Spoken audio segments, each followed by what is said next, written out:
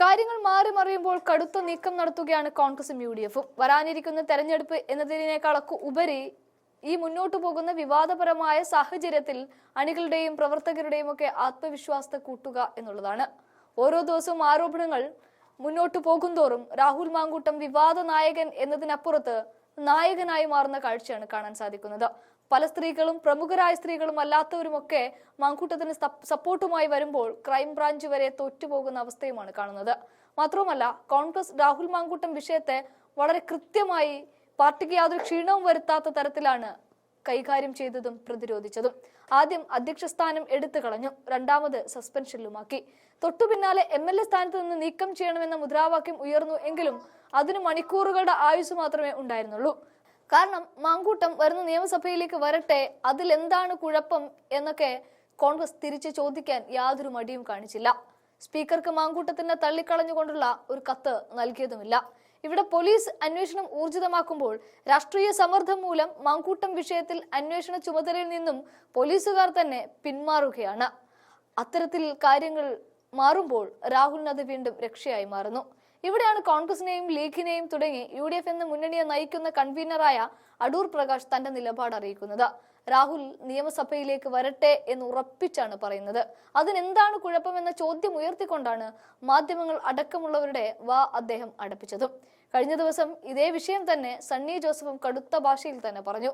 മുകേഷിന് പങ്കെടുക്കാമെങ്കിൽ എന്തുകൊണ്ട് മാങ്കൂട്ടത്തിനായിക്കൂടാ എന്നായിരുന്നു.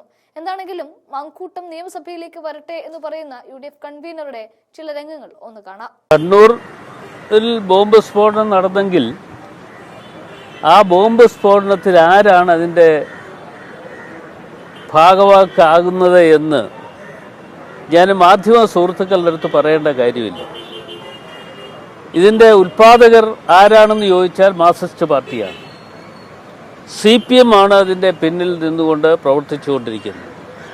ആ പ്രവർത്തനങ്ങളിലൊക്കെ തന്നെ മുഖ്യമായ നേതൃത്വം കൊടുക്കുന്നു അവർ തന്നെയാണ്.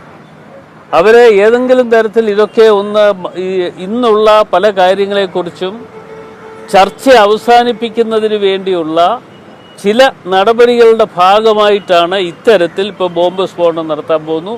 അതുപോലെ ഇനിയും പ്രസക്തമായ ഇനിയും വേറെ എവിടെയെങ്കിലും എന്തെങ്കിലുമൊക്കെ സംഭവിച്ചു എന്ന് പറയാൻ കഴിയുന്ന തരത്തിലേക്ക് അവർ മുമ്പോട്ട് പോകുന്നു. അപ്പോൾ തീർച്ചയായിട്ടും ഇതിന് ഒരു സംശയം ആർക്കും വേണ്ട, CPM തന്നെയാണ് അതിൻ്റെ പിന്നിൽ പ്രവർത്തിക്കുന്ന ആളുകൾ.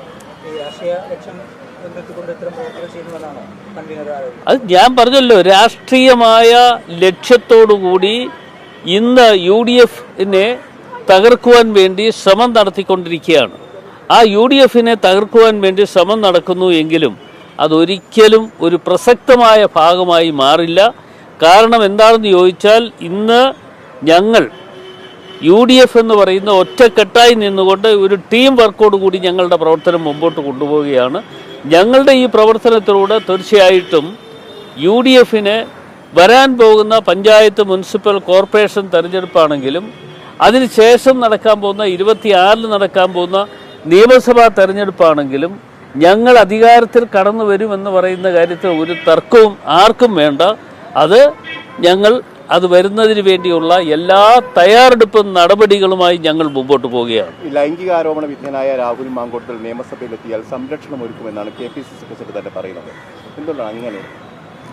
ഞാനൊരു കാര്യം ചോദിച്ചിട്ട് ഒരാൾക്ക് മാത്രം എന്താണ് ഈ പ്രസക്തി? രാഹുൽ മാങ്കൂട്ടത്തിൻ്റെ കാര്യം മാത്രമേ നിങ്ങൾ ചോദിക്കുന്നുള്ളൂ. അതേസമയം ഇതേ ആരോപണങ്ങൾ ഉന്നയിച്ചിട്ടുള്ള നിരവധി ആളുകൾ ആ സഭയിൽ ഇരിക്കുകയാണ്. ആ സഭയിൽ ട്രഷറി ബെഞ്ചിൽ അപ്പുറത്തിരിപ്പുണ്ട്. അവരുടെ കാര്യം ഒന്നും നിങ്ങൾ ചർച്ച ചെയ്യപ്പെടുന്നില്ല. ഞാൻ നിങ്ങളെ ആരെയും കുറ്റപ്പെടുത്തുകയാണ് എന്ന് ദയവായി നിങ്ങൾ കാണരുത്. പക്ഷേ ഇത് എല്ലാവർക്കും, നിയമം എല്ലാവർക്കും ഒരുപോലെയാണ്. രാഹുൽ മാങ്കൂട്ടത്തിന് നിയമസഭയിൽ പ്രവേശിക്കാനുള്ള അധികാരമുണ്ടെങ്കിൽ മറ്റുള്ള ആളുകൾക്കും അതുപോലെ അവകാശമുണ്ട് എന്നുള്ള പ്രസക്തിയായിട്ടാണല്ലോ ഇന്ന് അവർ സഭയിൽ ഇരിക്കുന്നത്. അപ്പോൾ അവർ സഭയിൽ ഇരിക്കുമ്പോൾ ഒരാളിനെ മാത്രം, ഒരു ചെറുപ്പക്കാരനെ മാത്രം മാറ്റി നിർത്തിക്കൊണ്ടുള്ള പ്രവർത്തനങ്ങൾക്ക് നേതൃത്വം കൊടുക്കുന്നത് ഒരിക്കലും ശരിയല്ല എന്ന അഭിപ്രായമാണ് എന്നെ സംബന്ധിച്ചിടത്തോളം ഉള്ളത്. ഇത്തരത്തിൽ ആരോപണം വന്നതുകൊണ്ട് പാർട്ടിയിൽ നിന്ന് പുറത്താക്കപ്പെട്ട ഒരു വ്യക്തിക്കാണ് സംരക്ഷണം ഒരുക്കുമെന്ന് പറയുന്നത്. അല്ല, ഇത്ര ഒരു ആരോപണം വന്നു എന്ന് പറയുമ്പോൾ ഞങ്ങൾ ഉചിതമായ ഒരു തീരുമാനമാണ് എടുത്തത്. ആ ഉചിതമായ തീരുമാനം ഞങ്ങൾ ആ ചെറുപ്പക്കാരൻ വഹിച്ചിരുന്ന സ്ഥാനം യൂത്ത് കോൺഗ്രസിൻ്റെ സംസ്ഥാന പ്രസിഡൻ്റായി പ്രവർത്തിച്ചുകൊണ്ടിരുന്ന ആളാണ്. അദ്ദേഹത്തോട് അതിൽ നിന്ന് മാറി നിൽക്കണം എന്ന നിർദ്ദേശം കൊടുത്തു. ആ നിർദ്ദേശം സ്വീകരിച്ചുകൊണ്ട് അപ്പോൾ രാഹുൽ അപ്പോൾ തന്നെ രാജി നൽകുകയും അതിൽ നിന്ന് മാറി നിൽക്കുകയും ചെയ്തു. തുടർന്നുള്ള കാര്യങ്ങൾ ഞങ്ങളുടെ പാർട്ടിയല്ലേ തീരുമാനിക്കേണ്ടത്, അതല്ലാതെ മാർക്സിസ്റ്റ് പാർട്ടിയാണോ തീരുമാനിക്കുന്നത്? മാർക്സിസ്റ്റ് പാർട്ടി ഗോവിന്ദൻ മാസ്റ്റർ പലതും പറയുന്നുണ്ടല്ലോ, അദ്ദേഹം പറയുന്നത് കേട്ട് ഞങ്ങളുടെ പ്രവർത്തനമായി ഞങ്ങൾക്ക് പോകാൻ പറ്റുമോ? ഞങ്ങൾ ഒരിക്കലും അങ്ങനെ പോയില്ല. അദ്ദേഹത്തിൻ്റെ നിർദ്ദേശാനുസരണമല്ല കോൺഗ്രസോ UDFോ മുമ്പോട്ട് പോകേണ്ടത് എന്ന കാര്യത്തിൽ ഞങ്ങൾക്കൊരു തർക്കവുമില്ല.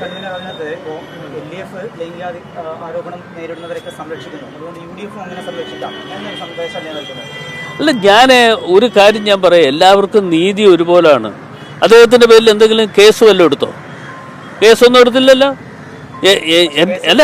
അല്ലല്ല ഞാൻ പറയട്ടെ, ഞങ്ങൾ ഒരു തീരുമാനം, ഞങ്ങൾ ജനാധിപത്യ വ്യവസ്ഥിതി അനുസരിച്ച് ഞങ്ങൾക്ക് ചില കാര്യങ്ങൾ ഞങ്ങൾ കൂട്ടായി ചർച്ച ചെയ്ത് മുതിർന്ന നേതാക്കന്മാരുമായിട്ടൊക്കെ ചർച്ച ചെയ്തതിൻ്റെ അടിസ്ഥാനത്തിൽ ഞങ്ങളൊന്ന് മാറി നിൽക്കണമെന്ന് ആ ചെറുപ്പക്കാരനോട് പറഞ്ഞു. അത് ശരിയാണ്, ഞങ്ങളില്ല എന്ന് പറയുന്നില്ല. പക്ഷേ അത് ഞാൻ ചോദിക്കുന്നത്, എന്തെങ്കിലും ഒരു പരാതിയുണ്ടോ? പരാതിയാവുന്നുമില്ല. പരാതി ഇല്ലാതെ അല്ലെങ്കിൽ കേസുകൾ എടുക്കുന്നു എന്ന് പറയുമ്പോൾ എന്തിനു വേണ്ടിയാണ് കേസെടുക്കുന്നത്? കേസെടുക്കട്ടെ, കേസെടുക്കുന്നതിന് അവിടെ വെച്ച് കണ്ടാൽ പോരെ. ഞാൻ കഴമ്പില്ല എന്ന് പറയും, അത് തന്നെ പറയും. കാരണം ഇതുപോലെ ഒത്തിരി അസംബ്ലി തെരഞ്ഞെടുപ്പ് വരുന്ന അവസരത്തിൽ ഇതുപോലെ ഒരുപാട് കാര്യങ്ങൾ എന്നെ സംബന്ധിച്ചിടത്തോളം ഞാൻ കണ്ടിട്ടുള്ളതാണ്. പാവപ്പെട്ട നമ്മുടെ കേരളത്തിൻ്റെ എല്ലാവരും അംഗീകരിച്ചിരുന്ന മുഖ്യമന്ത്രി ശ്രീ ഉമ്മൻചാണ്ടിയെ പോലും അപവാദ പ്രചരണത്തിൽ കൊടുക്കാൻ വേണ്ടി ശ്രമം നടത്തിയിട്ടുള്ള ആളുകളാണ് ഇവർ. അവർ നടത്തിയ സമരങ്ങളൊക്കെ നിങ്ങൾ മറന്നുപോയി കാണില്ല എന്ന് ഞാൻ കരുതുകയാണ്. ഇത്തരമൊരു കഴമ്പില്ലാത്ത ഒരു പരാതിയുടെ മേലിൽ എന്തിനാണ് പാർട്ടി ഇത്ര നടപടി എടുത്തിരിക്കുന്നത്? അല്ലെ, പാർട്ടി ഞങ്ങൾ ഇങ്ങനൊരു ആക്ഷേപം വന്നപ്പോൾ അതിന് തൽക്കാലം നിങ്ങൾ മാറി നിൽക്കണം എന്ന് ഞങ്ങൾ പറഞ്ഞു. അത് ഞങ്ങളുടെ ഒരു കടമയും ഉത്തരവാദിത്വമാണ്. അതിപ്പോൾ ഞങ്ങളത് പറഞ്ഞു എന്നുള്ളത് കൊണ്ട് അതിൻ്റെ പിന്നാലെ തൂങ്ങി നിങ്ങളാരും ഉള്ള സമയം കളയേണ്ട. നിങ്ങൾ മാധ്യമ സുഹൃത്തുക്കൾ എന്നുള്ള നിലയിൽ തീർച്ചയായിട്ടും നിങ്ങളുടെ ചെയ്തു തരാൻ പറ്റുന്ന സഹായം നിങ്ങൾ കൂടി ചെയ്തതാ, അതാ ചെയ്യേണ്ടത്. തങ്ങൾക്ക് ഇഷ്ടപ്പെടാത്തൊരു വാർത്ത നൽകിയതിന്റെ പേരിൽ മാധ്യമ സ്ഥാപനത്തിന് നേരെ ആക്രമണം നടത്തുക, അതൊക്കെ ശരിയായ രീതിയാണ്. അല്ല, ഞങ്ങളൊന്നും അങ്ങനെയൊന്നും ആക്രമണം നടത്താനൊന്നും പോയിട്ടില്ല. അതൊക്കെ അത് ചിലപ്പോൾ റിപ്പോർട്ടർ ചാനലിൽ അങ്ങനെ തോന്നിക്കൂടാകുകയില്ല. അത് സാരമില്ല, അതൊക്കെ മാറും. അതൊക്കെ നമുക്ക് പരിഹരിച്ച് കാര്യങ്ങൾ മുമ്പോട്ട് കൊണ്ടുപോകാം.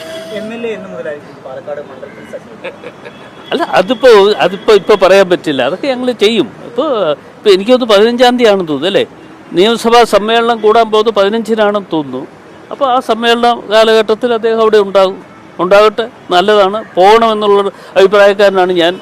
മറ്റുള്ള ആളുകളും അപ്പുറത്തിരിക്കുമ്പോൾ മുഖത്തോട് മുഖം നോക്കിയിരുന്ന ആളുകളെ കണ്ട് ചിരിക്കാമല്ലോ അല്ലേ?